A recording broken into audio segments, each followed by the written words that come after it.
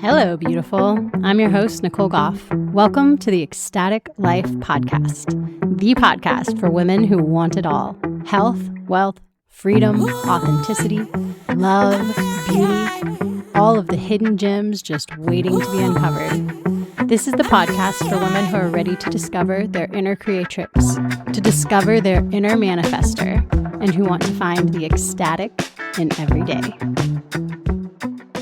I sat down with Cassandra Juniphant, owner of Oriara self-care company, for a beautiful discussion on how practicing self-care can make your life more ecstatic. She opens up vulnerably about her arc of feminine reclamation, rediscovery, and surrender, and explains exactly what self-care is and how to implement it in your life. We also go deep on divine guidance, manifestation, and embodying the divine feminine. I am so grateful that Cassandra was willing to come on as one of my first guests. This conversation was so good, and I know you'll love it as much as I did. I did experience some technical difficulty about midway through my recording, and my video quality drops off significantly. So if you are watching, I do apologize. There has been a steep learning curve with the production of these video recordings. Enjoy. Hi, and welcome back to the podcast. Today, I am here with Cassandra Juniphant, and she is a mother of two, a career woman, corporate HR executive and adjunct professor, turned pro bodybuilder, personal trainer, and gym owner, called the Oprah of Fitness, turned self-care alchemist, owner of Oriara, which is elevating women who want it all, and surrendered wife who manifested the life of her dreams. Not to mention, recently featured in Forbes. I read your article. Yeah. It was awesome. Yes. Thank you for coming on. Thank you. Oh, wow. You did your homework. That was wild to hear said, repeated out loud, the various points of my career. That was fantastic. What an Thank you arc. so much. That's beautiful. And I can't wait to hear about it. I would love to start out with where this journey began. So I had heard you speak briefly on another podcast about your transition from religion to spirituality. And that really struck a chord with me. And so if you would like to start off there, I would love to hear your whole arc.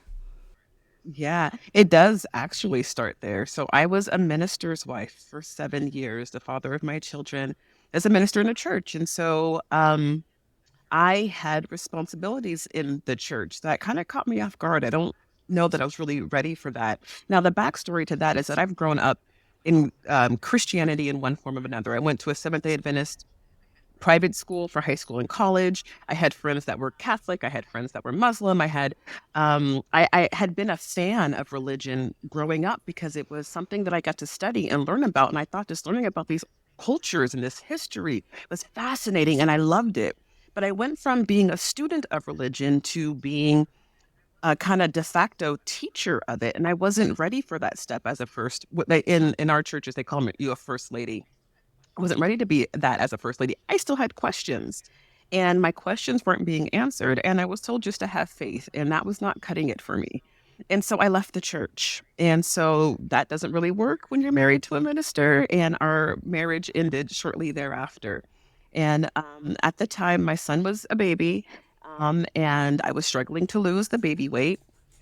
And I was actually working out. I was exercising, and I dislocated my knee. And I dislocated my knee, and I was pissed. And so I went searching for ways to get into shape without hurting my knee. And I stumbled across bodybuilding.com, and I could not believe what I was seeing. I'd never seen women look like that before. Like I don't know what my frame of reference was, but I just didn't know women worked out. I didn't know they had muscle. I didn't know we could do all of those things. I was very, very disembodied, even though I had just had a baby. But when I discovered that, I was like, I got to do this. And so my next Google search was to find a trainer. And I found one within 10 miles of my home. And the next closest one was like over 50 miles away. And I thought, this is a sign from God. This is a sign from Spirit. I've got to do this. And so I was broke. Nothing in my life said that this was a good time to do this. But I to do this. And so I did.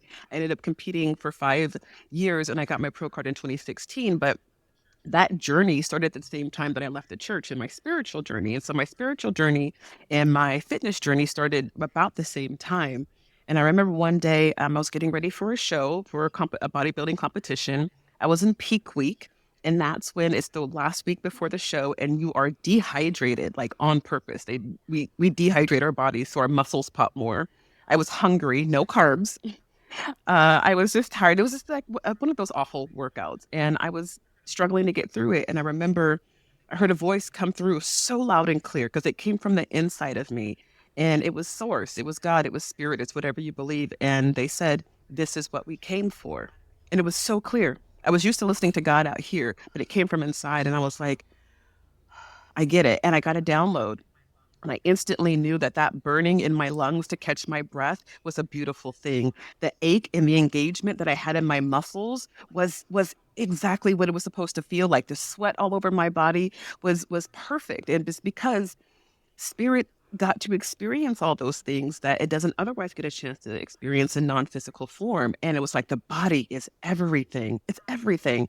And so I ended up doing all of the things, some of the things you mentioned. A bodybuilder, became a certified personal trainer. I owned a gym, a yogi, studied martial arts. I sold supplements, nutrition, like all of the things because fell in love. I fell in love. I'm still in love with having a body. And I wanted to know, like, how do I use this thing, you know? And so it was really interesting that on that journey, everyone's like, "Oh my gosh, your abs. Oh my gosh, your trophies. Oh my gosh, your crowns." And I'm like, that's so cool. But there's something really special happening inside. There's something happening inside of me. I'm transforming here. And what you see and are applauding me for on the outside is only the overflow from what the transformation that's happening inside. And people were like, "Yeah, but your abs, like it just wasn't." This was like 12 years ago. And I don't think the collective is where it's at today with understanding the mind, body, spirit, or as accepting as the mind, body, spirit, connection. This is back when it really was, how do I get, a flat stomach and a fat ass? Like that was just the conversation everywhere. On social media, the Fitspo was just taking off, all these gorgeous women in little cute outfits working out. Like this was all just taking off around that time, 12 years ago. So all anyone wanted to talk about was the physical. But I was like, there's something so much more. There's so much more to this. And so that led me down this journey that I've been on for now, like I said, 12 years of very clearly and deeply making the connection between having a body and being a divine spirit inhabiting this body. And it leaves, it's changed religion for me in the sense that I can there's I can read a sacred text, whether it's the Bible or anything else. There's many sacred texts, and I can read a sacred text, and I can see the kernel of truth there and extract that kernel of truth and apply it to, I guess, universal spiritual law. And in our body, I don't know how to say it anything. I don't know how to say it any other way than our body is the only thing that allows us to express those laws, allows us to enjoy those laws, that allows us to embody actually those laws. And so having a body, or obviously we have a body, but like becoming aware, I guess maybe that I had a body really opened up my eyes to an immense world of spirituality here on earth, not over there in the church, not up there in heaven, but spirituality here on earth, that I am a divine, like it brought me back to my spirituality and who I am as a woman, especially. Um, and in such a profound way, I navigate life in my everyday from that lens, from that Oh, I perspective love of the that. divine I love all feminine. of that so much. Yeah, when I first heard your story, I was like, "Ah, this is so beautiful. It resonates so much with me." Um, I have never been an Oprah of fitness. I have never been a bodybuilder. But I do completely vibe with that in the sense of getting in touch with my body through the same kind of a journey. And for me, the embodiment happened through dance and yoga, different modalities, but it was that same coming home. And when I first experienced that kind of embodiment, that is what I said. I Yeah. said, I feel like I've come home. And so it's finding that home inside of your body again, because, for some of us, for many of us women, a lot of us have experienced traumas. A lot of us are just so disconnected from our bodies. And to have that spiritual, emotional, psychological disconnection from our physical form is just, it's so heartbreaking.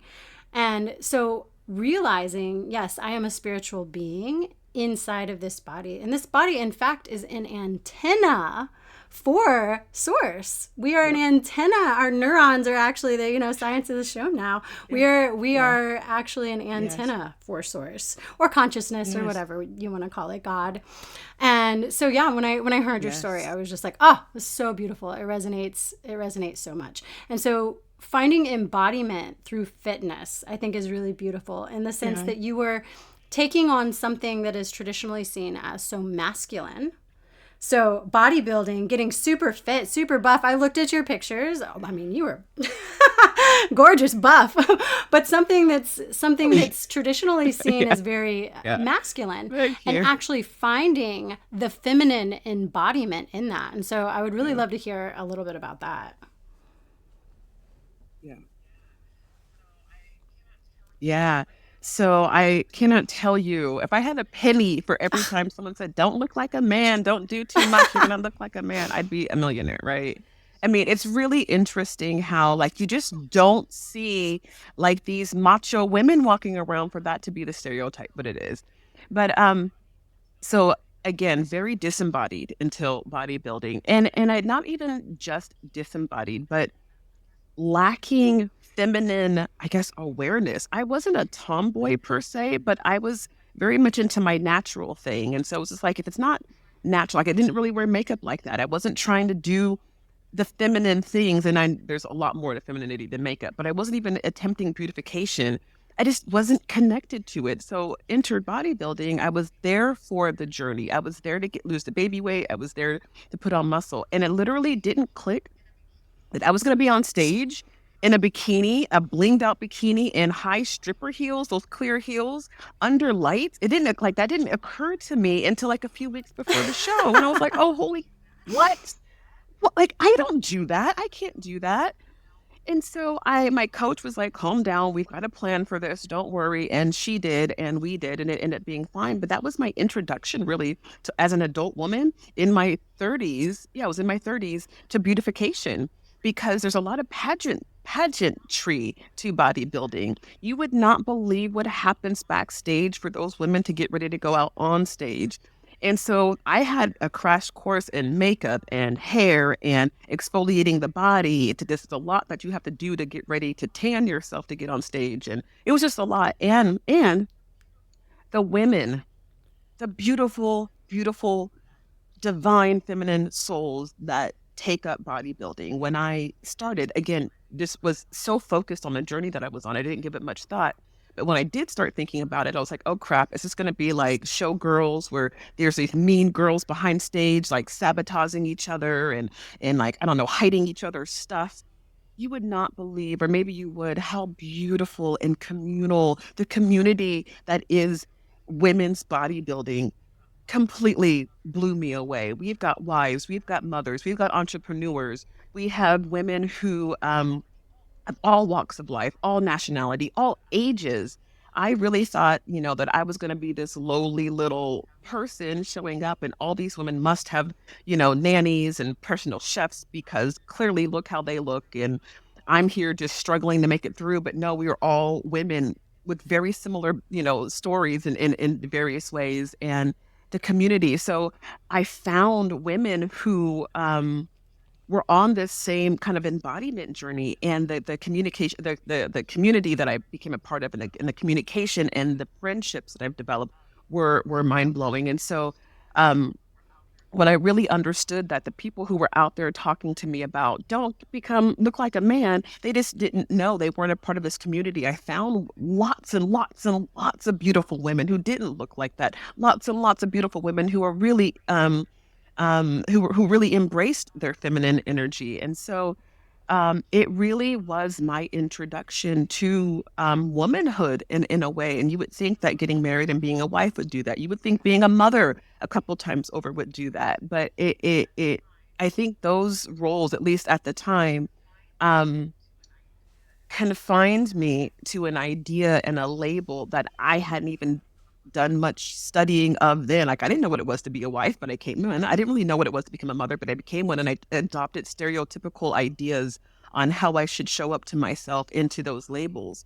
Walking into bodybuilding, I knew that looking like a man wasn't going to be a thing, but I didn't know what else it could be until I met these women and I saw the breadth and the scope and the depth and the variety of what being a strong and beautiful woman looks like. And I think one of the greatest takeaways from that experience, and something that I really embody intentionally now, Mm. is grace, because there is no grace Yes. without strength. There is no grace without strength. You can't be weak and graceful. Yes. You can't be fragile and graceful. Grace is grace because of the strength behind it. And I think that's what bodybuilding gave me. You look at me and hopefully you see a soft, graceful woman, but I'm Yeah. strong as fuck in here that people have no idea about.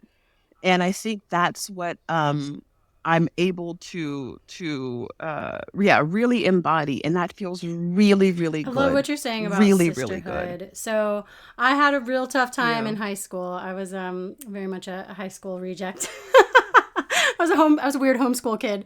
And so I had, as coming into my womanhood, coming into motherhood, I had this idea that it was going to be so hard to have female friends. And the older I get, the more I find that female community is so important. Women coming together. I think we've lost Yeah. something in women's only spaces. And I feel like we need to regain that. We need to come back together in sisterhood, to build each other up, to be there to support each other. The feminist revolution brought a lot of great things, but it also brought this separation, this women against women competition. And women weren't made for that. We were made for community. We were made to come together and lift each other up Not and at help all. each other, watch each other's kids, take care of each other's babies when we need it, be there for each other, and not be in competition. And so, what you're saying about, even though you're in competition with these other women on stage, backstage, you guys have each other's backs and there's a community. And so I think that is very feminine. That is very, very feminine. And to what you were saying about losing yourself in the motherhood and the wifehood. So I think that is something that happens to a lot of us. We lose, it's a feminine role, but a lot of us start embodying the martyr, or we start embodying the kind of the nagging, I told you so, Yep. bitchy wife, right? So a lot of times, and what we're seeing in media and what we've Yeah. learned Yeah. from, our strong mothers that we grew up with in our generation, is that like we have to micromanage everybody. And that's a very masculine role. And so to step away from that is difficult. There's a lot of programming around that, that we have to micromanage everybody, and we have to work, and we have to do all the chores, and and then we end up treating our husbands like they're one of our children. And yeah, it's a kind of a bad cycle I was in, for sure. So I completely understand that. Yeah. And Yeah. Yeah, there's no one out there teaching us how to be wives, right? Like I've since found my spiritual guide and my spiritual leader, but I mean, outside of that, my mom was a single mom. She couldn't teach me. My grandmother was a single mother. She couldn't teach me. And it's a very sacred role. Same thing with being a mother, like you kind of pick up through your own experiences with your mother and grandmother and maybe aunts and others, what parenting looks like or what being a mother looks like. But are you ever really taught? You're never really taught. And so, yeah, we fall into, at least I fell into a lot of stereotypical kind of yeah, we BS. can cuss. We can cuss on the Ecstatic Life Stereotypical podcast, BS is just the so way you I'll put it. know. No, yeah, no. Okay. I have a potty mouth. Okay. I So wasn't sure. Okay. Okay. Okay. Good. We're I'm trying to simpatico. work on it. I have a sailor mouth, but yeah. So There is a term that I used when I was introducing you as the surrendered wife. And so that term comes from Laura Doyle and her Mhm. book, The Surrendered Wife. And so it's it's kind of a solution to that problem in, you know, relinquishing all of that control, all of that micromanagement that we try to have over everyone, and embracing our femininity and stepping into that soft role. So, would you say, I know now you have been since remarried? It looks to me like you've married the love of your life. Can you talk a little bit about that journey, about going, you know, from Absolutely. from the preacher's wife Oh gosh. to yeah, Yeah. finding your soulmate? Yeah. Yeah. Wow. He's exactly that. And I didn't believe in soulmates before meeting my husband. I really didn't. I didn't even really know. It's a weird, I was back and forth, not really even knowing if I believed in marriage because I hadn't seen any successful examples. My parents are divorced. My mom never remarried, but my dad is on his fourth wife, I think. And so like just really not great examples. And just even in community, there's other people that I know. And something told me, so my relationship just before my husband was a really bad relationship, a really toxic relationship, an abusive relationship. And when I left that relationship, I don't know why something clicked and I was like, this is not the end of my love story. Like he's out there. It was really, really, once again, spirit spoke to me. It was really, really clear. No, your husband's out there. And so I did a lot of work, a lot of femininity work to be worthy of the only man. So the caliber of man that I would need in order to get married, and he is just the upper echelon of masculinity in men. And I knew and felt that I'd have to become the feminine counterpart to that. And so that started my real like deep dive into femininity work.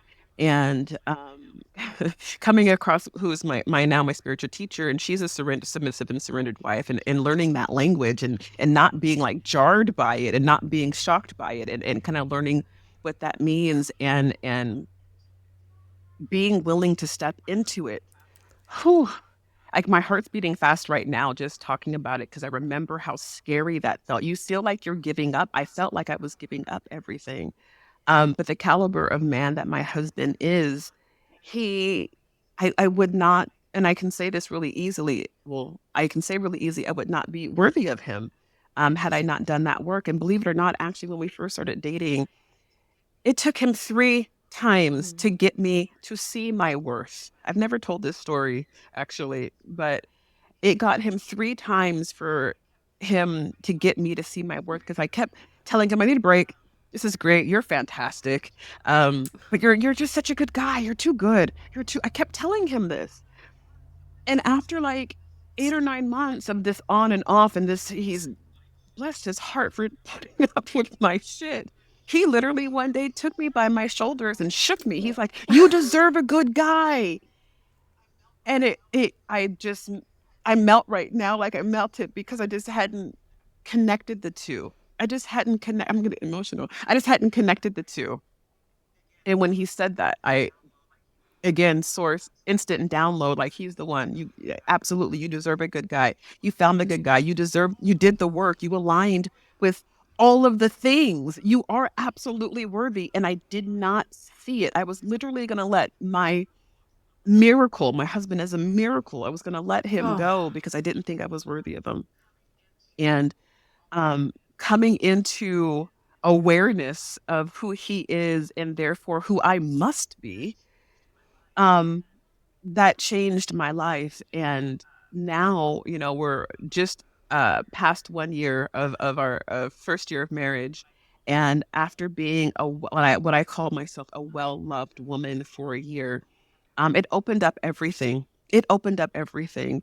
Being able to surrender to a man who I trust with everything, um, and let him lead, and I happily follow because there's nothing in this world that my husband wants more than to make me happy.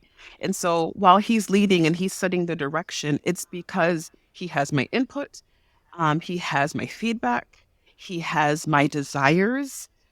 Um, all not just factored in, but set as a priority for where he leads us.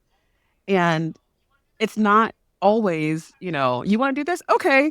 There's some back and forth, but at the end of the day, he's going to make a decision and I'm going to respect that and I'm going to love that. And I'm usually going to end up, usually going to end up loving it more than I thought I would. And so, but I say that he's the first miracle that took place because since then, I can't even begin to explain the number of miracles that have fallen. It's like he was the first domino, and then all the other dominoes of miracles have fallen since then. And it's because I'm willing to accept, I'm willing to receive. And what I Yes. realize about what marriage has meant for me and finding my masculine has meant for me is that I'm receiving. And I don't think women understand that all the things that we want in life means we've got to put down control. We can't micromanage. We have to literally, blessings, manifestations are all receiving. You're not in control of that. You're sitting back and you're open and you're allowing it to appear in your life. And that's what kind of marriage is. It's a manifestation. It is a blessing. And so, but that's what happened, learning to get into that, to not just get into, but live and embody an open, receiving, receptive mode because of the love that I'm willing to accept from my husband puts me in an open, receiving mode for all of the love that source life God, wants to bring to me in my life. But it does take living, not going in and out of, receiving mode. Like I'll let him open my car door or I'll let him take me on this vacation. No, it's not that. It's literally being open, like living in that energy. And I think that's the power of marriage, at least for a woman, is that you are living 100% in that energy of receptivity. And the floodgates just opened Wow. and the Yeah, that's blessings came in. amazing. That's amazing. Yeah, I mean, we are vessels for receiving, even on a physical level. We receive our men on a physical level, and yeah, we are vessels for life. We 100%. are, on a physical level and also spiritual and also emotional. We flow, and really tapping into that feminine energy is amazing, like what it has opened up for me. And so my journey towards being a surrendered wife is much different. I'm still with my husband. We've been together for 13 years now, but I was very much in the control, Congratulations. micromanage. The poor man, I picked him apart, and we were just at odds all the time because I wanted to wear the pants and I had a very feminist mom. And so I thought that's what you do. Women know more, women know better. We know how to manage everything better. And so I took control over everything, and we clashed and clashed and clashed for so many years until the point where we were ready. I was ready to end it, and we separated for a little bit, stayed in the same house, but we're not, together, until I came across these concepts and I started learning about them. And then I've had downloads. Source has spoken to me. God has spoken to me in the same way, where something will come from the inside. And I had one very strong one when I was at the point of being ready to give up 100% on my relationship, on my marriage, and walk away. And I happened to be in an ecstatic dance, and I got a download that was so strong that said, if you trust, if you let go, if you go in 100%, he can be the love of your life. Even though I thought at that point, we're not compatible. This will never work. And so I listened. I said, okay, God, if this is what you want. And so I came home that night and I said to him, I have not been 100% in this relationship. I have not trusted you for a long time. I've been withholding myself, but I got a message tonight. And so I made the decision that day and I let go. I was like, that control, and it's fear-based, it's fear-based. A man is bigger and stronger and can literally kill you with his bare hands. And especially for women who've had abuse in their histories. I have also, it's a fear thing, if we feel like we have control, if we can hold on tight to that control, we feel safer. And so to relinquish it, though, it's so freeing as a woman. It just opens up, Yeah. So much. Yeah. Yeah. It is freeing. Whew. So, Yeah, well, and I was a single mother for many years, and I look back on those years, and I almost want to apologize to women for making single motherhood look good, for making it look easy. And I was in, as a single mom, you really have to have all the answers. You have to do it all. So I did, and I did so happily. But I look back on it, I was like, I don't even know how I don't know how I did that. And so coming into right, like, but coming into a marriage, it feels I don't even have the words to describe that. It's freedom, it's liberation, it's all the things you wouldn't think it is by giving over that control. And again, I don't think women understand that it's not it's going to be becoming a very doormat all of a triggering for sudden. a lot of It's not women. that. It's really just Yeah. allowing That's it. yourself to be Those loved. terms are very triggering. It's very triggering, but it's allowing yourself. Mhm. And I get it because I was there. I was there, and but there's, again, just so much that we aren't being taught about being women. And so when we do come into new lessons and new words because they're so foreign to us and they've been mischaracterized, yeah, it's super triggering. But I think the best thing a woman could do is to start an intentional femininity journey, not feminism, Yes. but femininity journey, and find out, be willing to see what the world opens up to her, right? Or the world that's always actually been opened up to her, but she opens up to it. It literally feels like a floodgate of Yeah, it's a blessings. I can't feminine stress that enough. reclamation, and I talk about this a lot.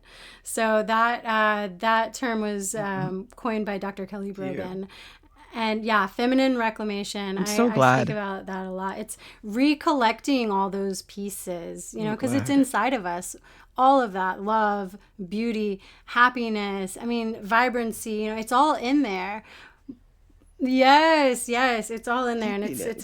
it's about bringing it forth, and actually, so that brings me into another thing that I wanted to talk about, embodying the divine feminine. You had mentioned that before, so what does that mean to you? That's so juicy. Embodying the divine feminine. I navigate life as a goddess. Nice, I think love that's the it. best way to put it. Like, anything that I do, when I get ready for anything, when I eat anything, when I interact with people, when I even get in and out of my car, when I am writing emails, when I'm responding to people on social media, when I'm doing anything, I'm like, what does my goddess want to do? Because that's who's driving. Like, the bracelets that used to go around, what would Jesus do? Mine's like, what would my goddess do? Because I love it. that's what's happening here. That's what's happening here. There's no question. There's no question. And so, like, um, every interaction, I just really, it used to be something I'd have to kind of pause and like think about, but now I think I've done it so much, it's happening so much more effortlessly. But it's just like, how do I want to embrace this moment as the actual divine feminine that I am? Because I am. It's an essence. It's not something that I have to strive for. It's not something that I have to learn about. It's not something that I have to like go out there and achieve. I just have to allow it to come out. And so, and that's what I do. That's how I navigate my life, is in Nice. Oh, 100% I goddess love that. energy. Yes, that is so juicy. I love that. And so your current business, your current endeavor, Oriara. And could you explain what Oriara is? Where did this name come from? Hmm. And it is about helping other Yeah, women, right? I To love find that. this, to find their femininity, to find their Hmm. bodies, to find their divine feminine goddess within. So could you tell me a little bit about that? Are you ready for a self care journey? Maybe you want to lose weight, get fit, or just feel better in your own skin. And what would be more amazing than going on this journey with support and accountability from a community that truly understands? Plus, bringing your best friend along. The Self-Care Collective is a space where women can finally make self-care a consistent and supported part of their lives. And Ecstatic Life listeners can invite one person to join them for free for their first month. So grab your bestie and head over to oriara.com/the Self-Care Collective and enter code Ecstatic Life at checkout for 25% off your first month. Link in show notes. Yeah, I would love to. So Oriara is actually a name that a girlfriend of mine came up with when we were trying to start a business, a different business a while ago, and it just never went anywhere, but I still love the name. And Oriara is Yoruba, the Yoruba tradition. Ori means purpose and Ara means body. And so according to the Yoruba, they're very clear that having a body is a part of our purpose for being here on earth. And I was like, that's it. And so I named my company. I founded my company in 2021, and I named it Oriara, because it's just I want to make sure I'm clearly communicating that our body is a part of our purpose here. And but prior to that, like way back in 2018, um, I channeled what I now call the body ministry. There's 9 pillars of wellness that I talk about through my company Oriara, through my blog, the Body Ministry, and I channeled that way back in 2018. And I kind of just sat it because I didn't know what to do with it. It felt too potent. It felt too powerful. I didn't know how to get it out there into the world. But when I founded Oriara, it was the perfect opportunity to start sharing about the 9 pillars of wellness. And I did so through my blog, the Body Ministry. And the whole goal behind that is embodiment. And can you tell us what the 9 pillars are? Yeah, absolutely. Yeah? So they're broken out across 3 realms. We've got the mindset realm, and the 3 pillars in the mindset realm are worthiness, trust, and discipline. And then the next realm is the spirit realm, and the 3 pillars in the spirit realm are breath, presence, and connection. And then the third realm is the physical realm, and the 3 pillars in the physical realm are rest, nutrition, and movement. And these are our home base. This is coming home to yourself. Whenever you're out there in the world and you're trying to make decisions or figure out how to navigate things, or you feel like you've gotten off course from where you want to go, it's these 9 pillars of wellness that you can think of and practice that'll bring you back to yourself.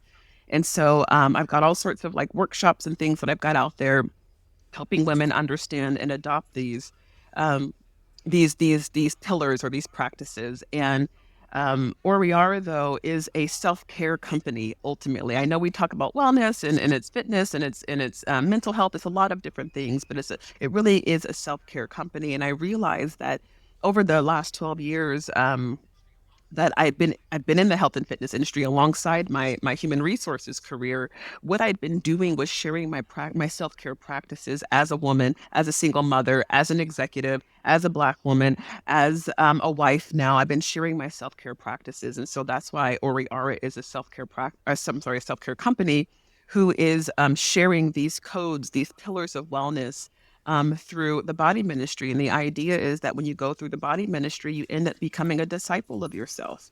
You know, we're a disciple of so many other things, but it really is a matter of, besides being a self-care alchemist, I believe I'm a disciple of my own soul. I've studied it. I practice it. It's something that is, a living, active practice of mine. And so my desire, my dream would be to have a bunch of women soul disciples, a bunch of women self-care alchemists out there understanding how to care for their body in the most basic of ways, and transmuting that into this very powerful divine energy that they get to navigate the world in. I started off with my feminine reclamation by these super simple acts of self-care.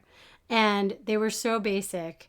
Like, I'm going to take a bubble bath by myself and lock the door, and no kids are allowed to get in the bath with me. So I have 5 kids. I was married previously. I have a 18-year-old single mom for 6 years, and then 4 kind of boom, boom, boom, boom, boom. And we give up so much as women, to our children, to our husbands, to our careers. We're just, sending all these pieces of ourselves out and away from us. And the first thing for me in recollecting that in my feminine reclamation was to allow myself once a day to have a bath alone. And it's just such a small thing. I love But that. I was so resentful. I was just so, Yeah. I had all the things, but I was so resentful because I didn't have myself. I wasn't caring for Yeah. myself. And it's such Yeah. Yeah. a Yes. common thing. And That so that's part. part of my mission too, is to teach women how to prioritize themselves, especially busy moms. I mean, especially if you're career and mom Mhm. and a wife. And a Yeah. lot of us are caring for adult parents. And, it's just, we're Yeah. spread so thin. So, yeah, starting with just like Yep. 1 hour a day. You mentioned the alchemy of self care. So, I'm in love with alchemy and Yeah. the term. And could you go into that just a little bit more? Yeah, I'd love to. So, the alchemy of self care, well, alchemy is taking a base element and transmuting it into something that is precious and valuable. Oh, hi there. Transmuting it into something that is precious and valuable. And so, the alchemy of self care is taking the regular, everyday base elements of what it is to take care of yourself, like bubble baths. I love that you mentioned that. Um, Brushing your teeth, eating, resting, drinking water, knowledge of who we are, but just the very, very basics. And when you apply intention to them, that transmutes it into being a really powerful energy. And like I said, feminine energy or ambition, inspiration that we get to navigate life with. But we often don't think of those those activities as being meaningful because once again we were never taught about our bodies, we were never taught about the spirituality of our bodies, we were never taught about how to care for our bodies. And so we learn about self-care from social media, and caring for our bodies looks like once a week on Sundays that we go get a massage at the spa, which is a beautiful thing, but that's a very like luxury edition of self-care. Self-care, I actually have a hierarchy of self care, just like there's Maslow's hierarchy of need. I've got a hierarchy of self care, and it's really important that we start with that base level of needs, of self care needs, which are again the basics of rest, water, good nutrition, knowledge of self, and movement. And when you do those base elements, that is the those are the ones that have the most potent and meaningful return on investment. We typically think, women think, oh, I want self care. So let me go to this woman's luncheon. Let me go to a retreat in Peru and do yoga, right? Let me do all of these things for self care. And we still feel, like you said, unfulfilled. And it's because we aren't really getting to the base of what we need. We're not making an investment in ourselves. And those types of things, even though they're fantastic, but the yoga retreats, the women's empowerment brunch, the spa services, those things very rarely, well, one, we do them infrequently. So that's the first thing. They're expensive and sometimes not accessible to everyone. But they don't add up to be a return on investment. You can't add those things up and get a They're really great also return on investment. outsourcing. But They're also everything that I talk about at the outsourcing. base level. Thank you. That's the Yep. other part. They're outsourcing, right? Exact. Thank you for saying that. They're outsourcing your power. This person's going to take me through self-care. And it's like, no, self-care is really not, it's not just our responsibility, Yes. but it's our privilege.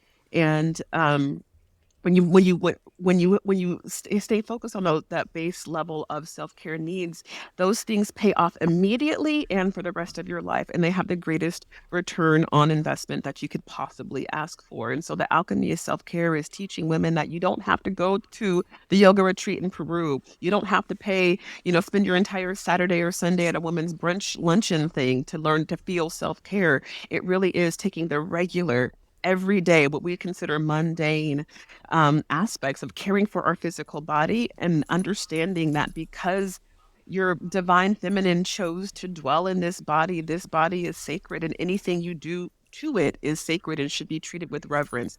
Even just brushing your teeth, right? Our teeth are crystals. There's a lot of power and energy. If you Google the spirituality of your teeth, ask ChatGPT about the spirituality of your teeth or Ooh. any part of your body for that matter, it'll help you better understand the spiritual practice that that body part becomes when you tend to it. But we just are not taught. We don't have the mamas and the grandmothers and the aunties and the spiritual leaders teaching us these things about our body anymore. Well, This used to because we're be focused we're every focused day. on the outcomes. As It's a a very matter of fact, when I masculine focus that we've been taught.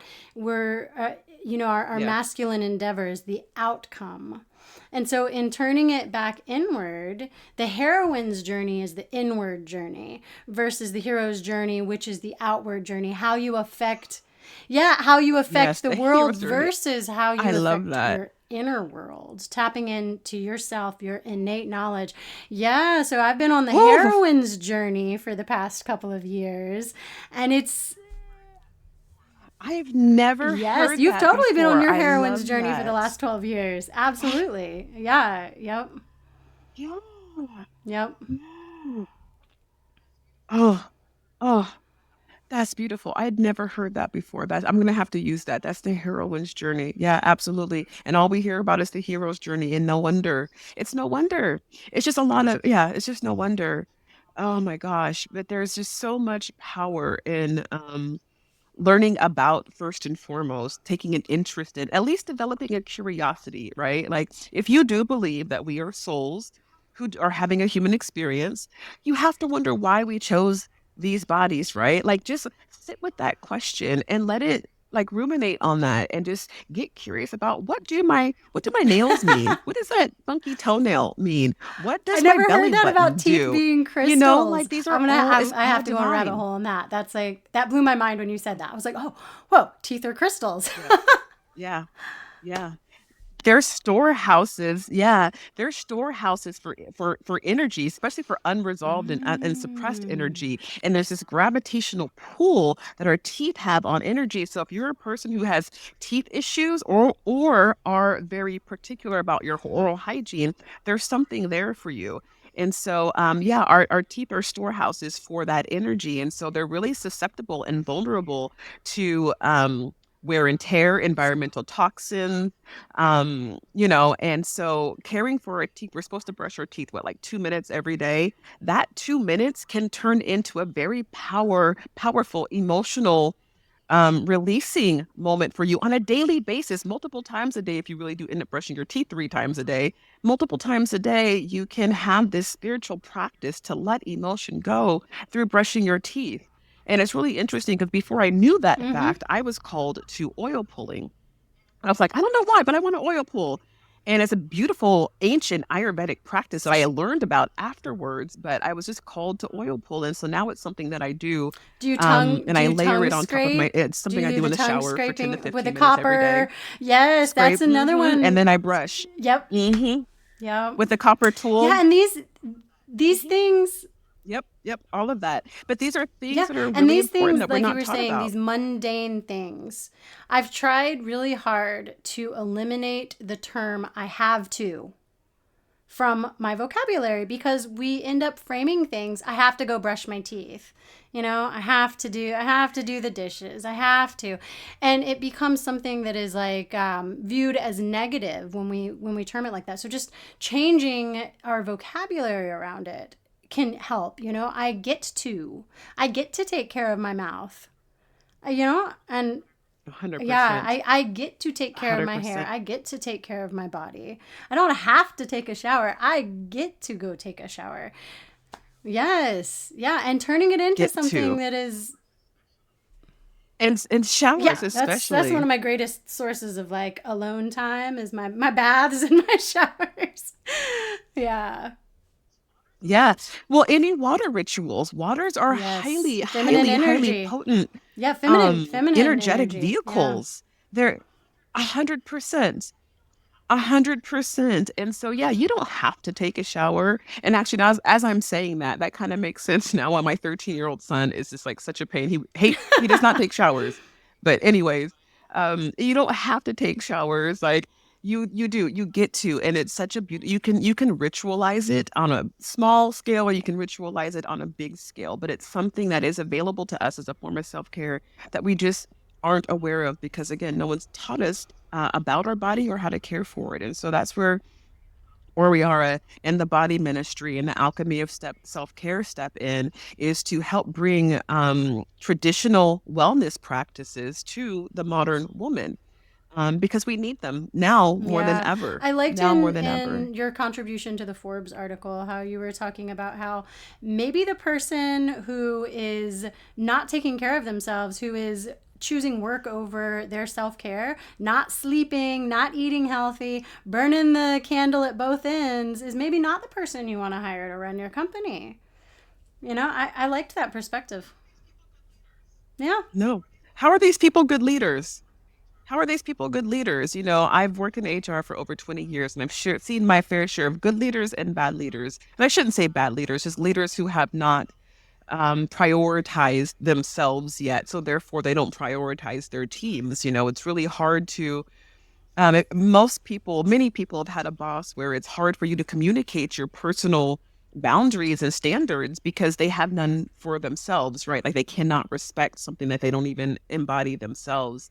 And it's like, what's the point of these advanced degrees and certifications and all the things we do to have this, this upward mobility in our corporate careers when we default to the answer of staying late, working weekends, ignoring family? Like we default to that. So why do we need all this stuff if that's what we're not asking you to use good time management. We're not asking you to use, discipline and other skill sets that you learn, through these degrees and through these certifications. We're asking you just to be a martyr to the work. And I'm like, how is this possible? How did we get here? How is this ethical? And so, yeah, I raise a lot of questions about corporations and leadership. Like if a corporation can't afford to do the thing within normal traditional business hours, you can't afford to be in business. It's not a matter of us, killing ourselves to get the work done. That company can't It's afford to the be in view of the business. And so, body.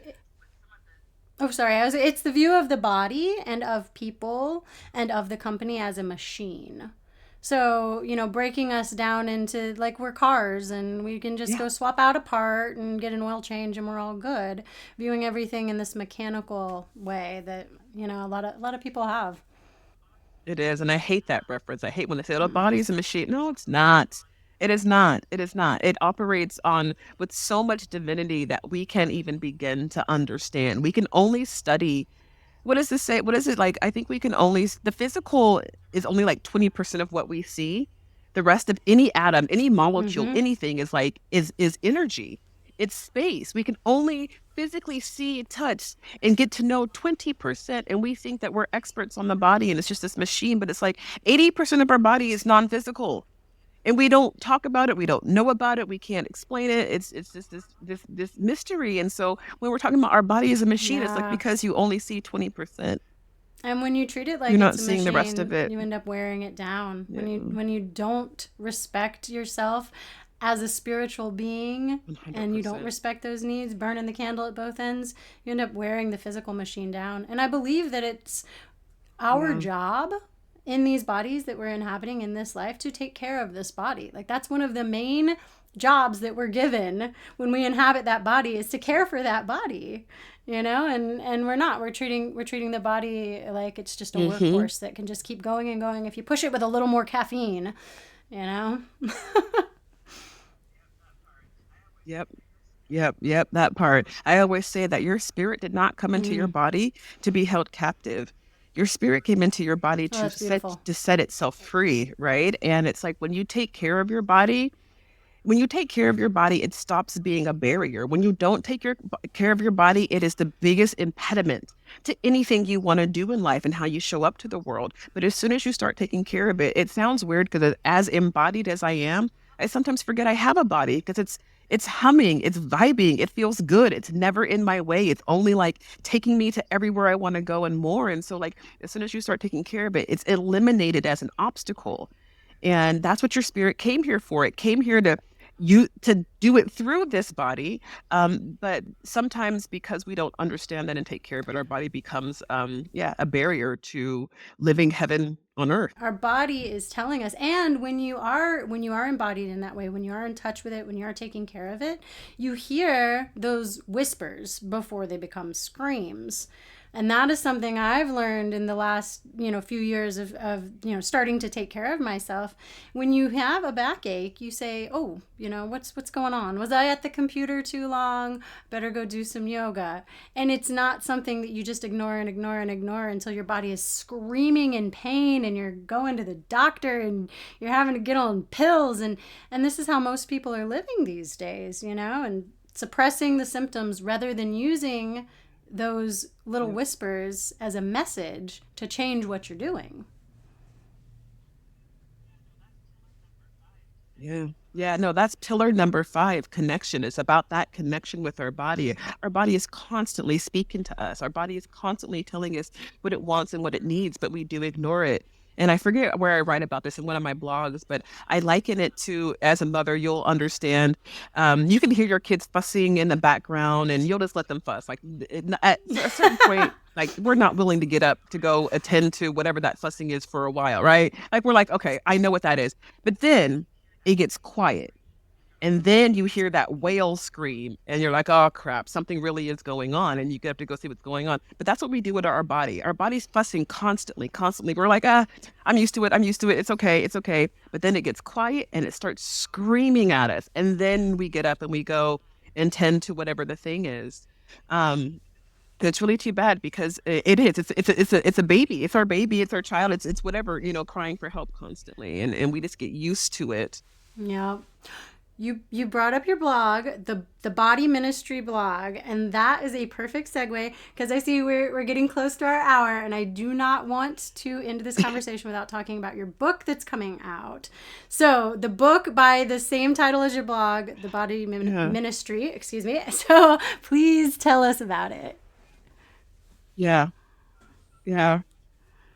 Oh my gosh. So thank you so much for that. So the Body Ministry, yes, is a blog that's been turned into this guide. And it's a self-care guide for women who are starting their health and fitness journey.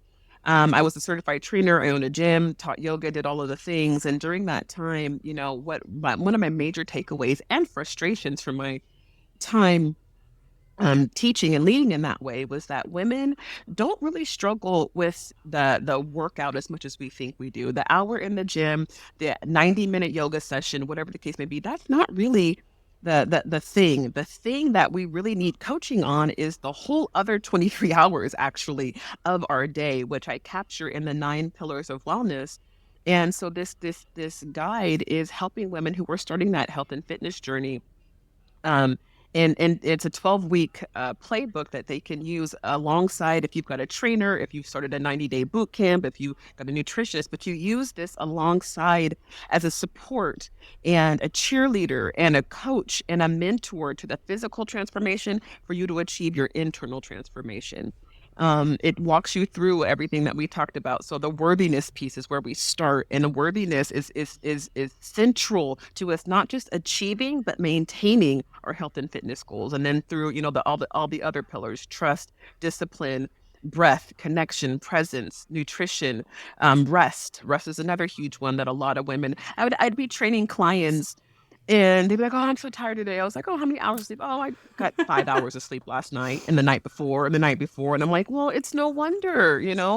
But anyways, so this is a 12-week playbook that is meant to accompany whatever else you're doing on your health and fitness journey so that you can begin to do the internal work and the in I guess, working those internal transformation muscles as much as you are working on the physical exterior transformation. And I'm so excited about it. It's coming out next month.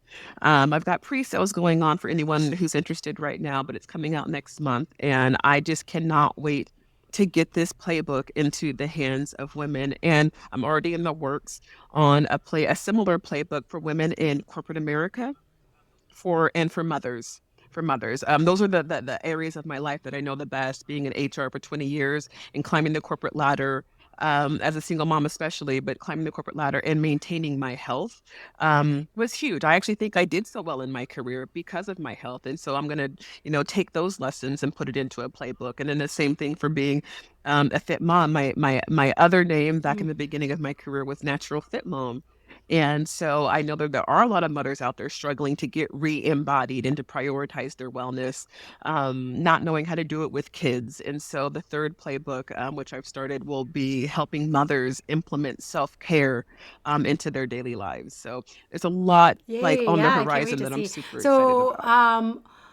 tell us, where can we find this? Where can we go to do the pre-order? And I think I remember I was on your site, and if you pre-order before it comes out, there are extra benefits that you get, extra freebies or something.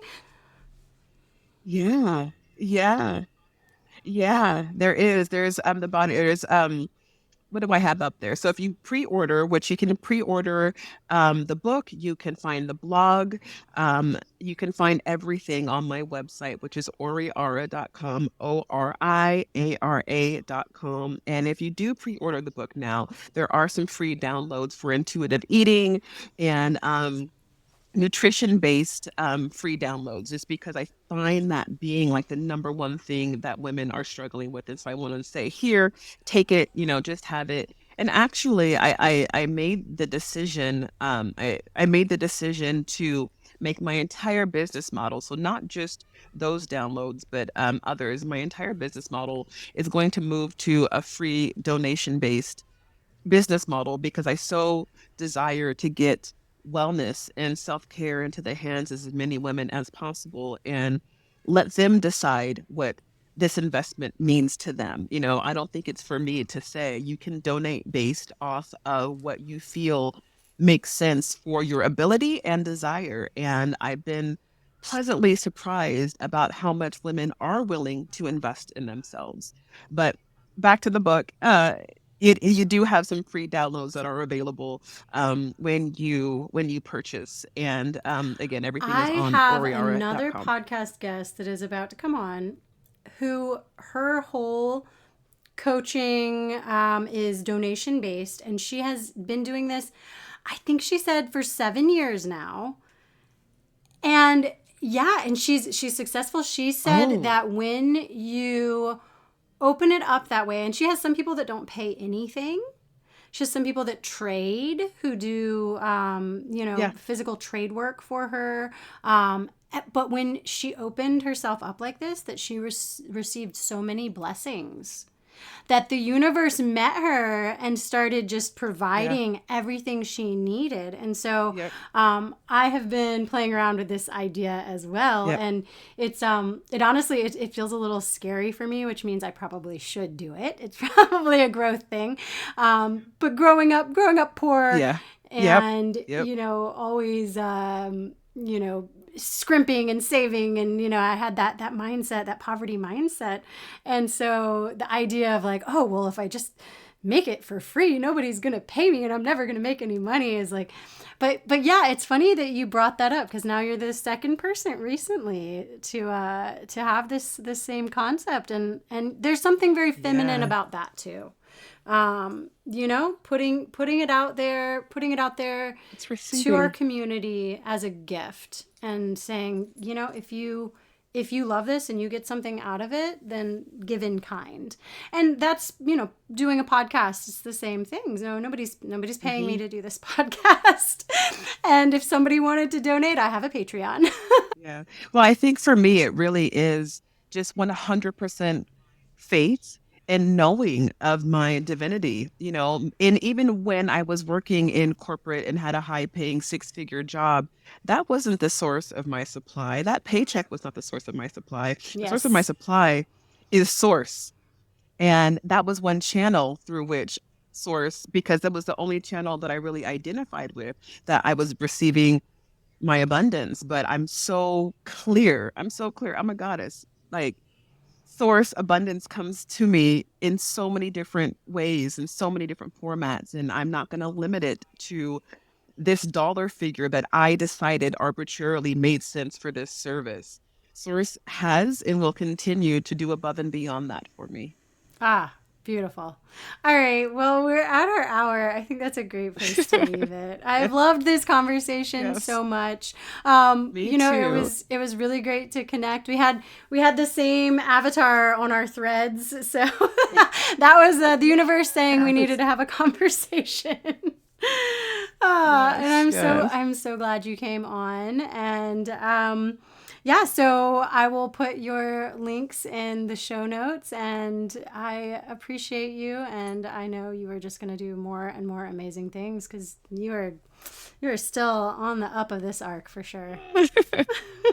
I love that. Thank you so much. This has been a pleasure. And your energy, you've just been amazing. So for me to be, I guess, one of your first outside of network kind of folks, like I really, really enjoying this. You've done an amazing job, and I'm so encouraged to have met you and to hear your story and the work you're doing for women. Like I love knowing that Aw, that you exist in the world, because I see a lot of the other, right? And sometimes I feel alone, right? And so now I know that I've got a sister in you in aw, terms of a lot, actually. And so I'm really, really just me too. I'm glad our Ah, paths thank you. crossed. I appreciate that feedback. That warms me. Yeah, yeah. Yeah, Ah, yeah, yeah. Good, good, good, good, good.